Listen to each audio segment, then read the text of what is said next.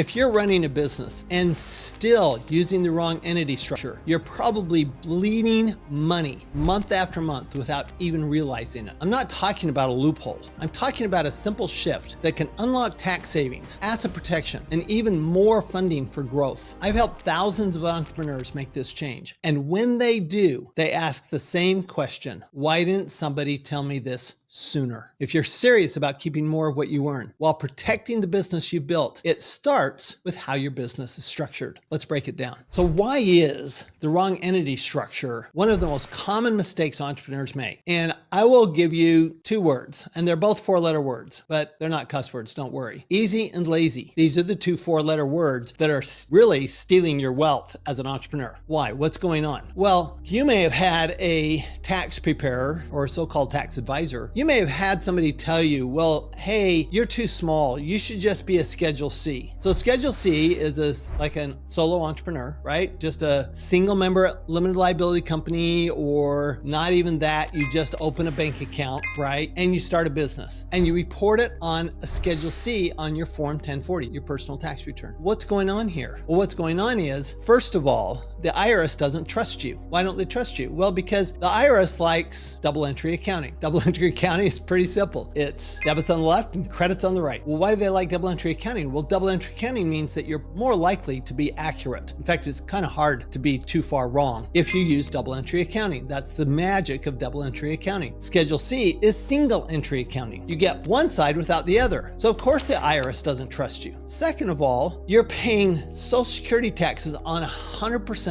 of your income. Now, if you have employees doing work for you, why are you paying Social Security taxes on the income you earn from their work? They're paying Social Security taxes on that. Why are you also paying Social Security taxes? So you're doubling up on Social Security taxes. You shouldn't be paying Social Security taxes on the income that is produced from your employees or from your product, only on the income that you work for. So that means that's why we have to set up a different entity structure. We can't be a Schedule C. We can't be a sole proprietor. We need to actually look at a different type of entity, like an S corporation or C corporation or a limited partnership. Now, how much money can the right structure save a 6 or 7 figure business every year? I estimate that when we do take on a new client, and we only take them on if we can save them taxes, but when we take on a new client at TFW Advisors, what happens is that the very first thing we'll look at is their entity structure. And I figure that about 50% of the taxes they save, and this is thousands and thousands of dollars, usually tens of thousands of dollars, it'll happen in the very first time we meet, because we'll simply change their entity structure. It is like flipping a switch, and all of a sudden you're paying fewer taxes. So you're talking about thousands, tens of thousands, if you're doing really well,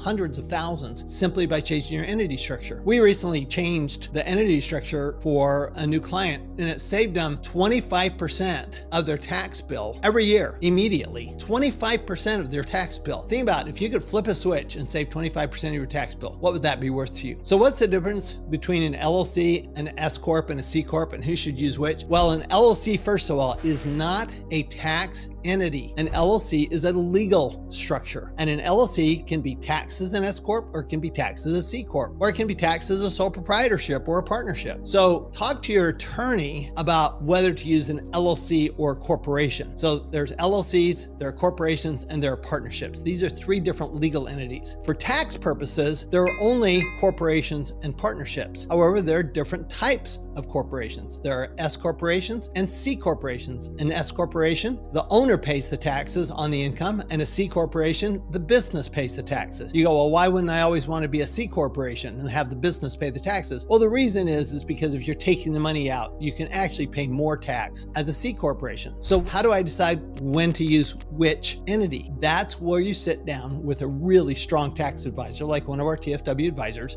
or you come to our accelerator class and they walk you through and you understand why. By the way, that's a very important point here. It's very important that you understand why you're doing what you're doing. I've had clients who have asked me 3 or 4 times. I'm fine with that. Make sure you understand what you're doing, because you're the one, I can tell you what to do, but you're the one who's going to have to do it. I don't have your checking account. I'm not doing your day-to-day bookkeeping, you have to do this work. And so you need to understand it. Make sure that your tax advisor can explain it to you in a way that you can understand it. When should you reconsider your entity structure? Well, first of all, do it right now. Okay. So if you haven't actually been through a tax strategy with a strong tax advisor who follows the principles of tax pretty well, then you really ought to sit down and do that right away, because it'll start saving you money immediately. So you want to do it right now. But then every couple of years, you ought to make sure you're talking to your tax advisor. I may have grown. I may have changed what my goals are. I may have changed what my products are. I may have changed how I use AI versus having employees. I may have changed how much money I take out of the business. I may not want to take money out of the business. I may have decided that I want to sell the business, or I may have decided that I no longer want to leave it to my children. Whatever it is, things change. So at least every year or two,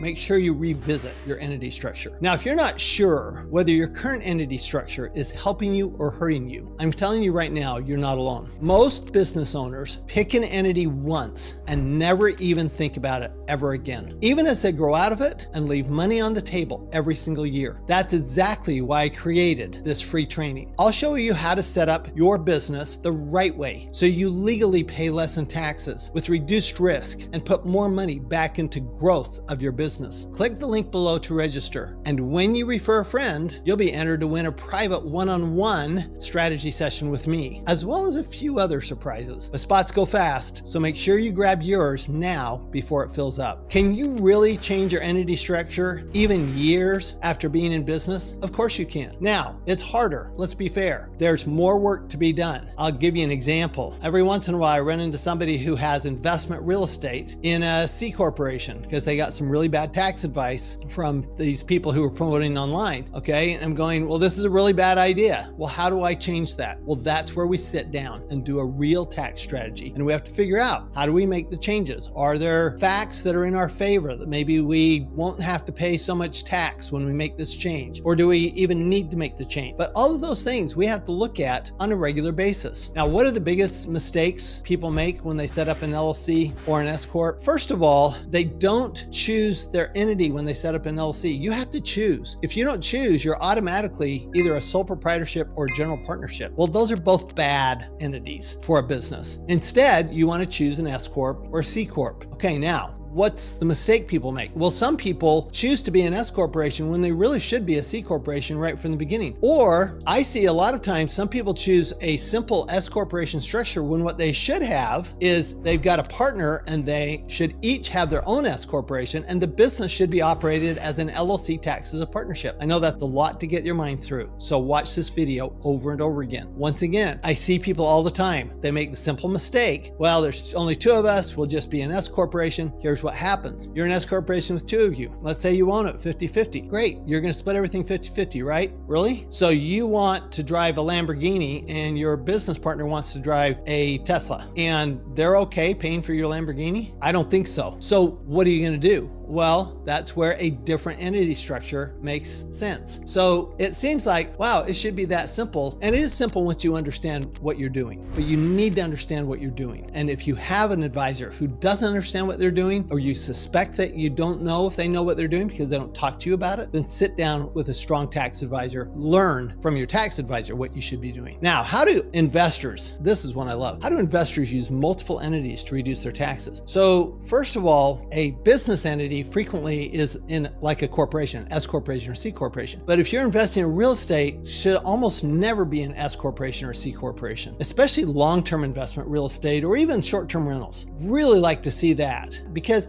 a partnership is really good when you need flexibility, okay? Only time a partnership's bad is when you need the specific characteristics of an S corporation or C corporation. For example, you have Social Security taxes, right? Self-employment tax. So if you don't have that on long-term rentals, why would you be stuck in that form? Or let's say that, you want to sell the business down the road, you're not going to be taxed on it. Well, there's some specific provisions, Section 1202, that apply to regular businesses. They don't apply to investment investment real estate. So we want to make sure that we're setting up the right entities so that A, we protect our assets. Because if you look up in the dictionary, look up the word tenant, and really what all it's going to say is plaintiff. If you own investment real estate, if you haven't been sued, it's just that you haven't been sued yet. The day will come when a tenant, even if they've been a good tenant in the past, will decide to sue you. So asset protection is really an important part of this, but it's also important to set up your entities so that you're tax effective. You're setting up the entity in the right state. You're setting up your investment entities so that you've got all this flexibility that you need. Now, what should you ask your tax advisor before you make any changes? I would ask, what questions do you have for me? That's the first question I would ask. What questions do you have for me? Because your tax advisor, their number one goal, their number one skill should be asking good questions. And they should be digging into your entity structure. They should be digging into your family and your relationship with money with your family. They should be looking at your legacy, right? What are you going to do with your money when you die? Well, they should be looking at your investments. What are you going to do with your money to invest it outside of your business? How long are you going to own your business? What do you think you're going to do with your business? These are all important questions, but they're really questions that they should be asking you, not questions you should be asking them. So if you want to start understanding the bigger picture of building real wealth, this next video will show you how. In it, I'll walk you through how your income, taxes, and investments should work together so you can stop running in circles and finally start moving forward. This is the same approach I use with my personal clients like Robert Kiyosaki to make sure every dollar is working for them and not against them. Click the video on the screen or down below, and I'll show you exactly how to put all the pieces together.